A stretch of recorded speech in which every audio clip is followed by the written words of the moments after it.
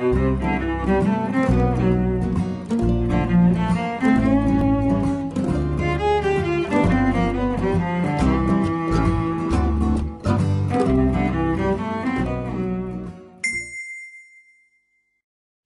can use frozen and you can use fresh, all right?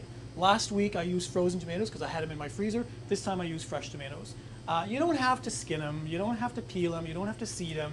If you do, you're creating more work for yourself, but I don't skin or seed my tomatoes. I chop them up, throw them in there, and you know, they don't have to be uniform. Some are bigger pieces, some are smaller pieces, but you're gonna cook them. It's all gonna go down the same way, so you know, it doesn't have to be perfect, right? So I've got my tomatoes in here.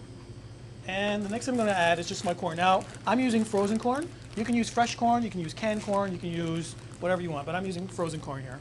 My last batch, I used fresh corn. All right, and that goes. And I'm going to use the Bernardin salsa mix. Now, this is a salsa mix that's great. It has a little kick to it. Some people say it's a little too spicy, but it's not that spicy.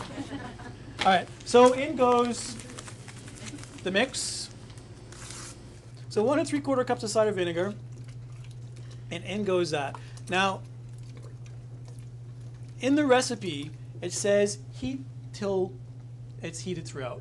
Now, because I like a really chunky, thick salsa, I'm gonna cook my tomatoes, my salsa, till it thickens, all right? So an option is, when you're using fresh tomatoes or frozen tomatoes, is to cut them up, let them stand in a sieve and press them out and get the juice. Now, if you wanna save the juice, because the juice is good to drink, you can save it for something else.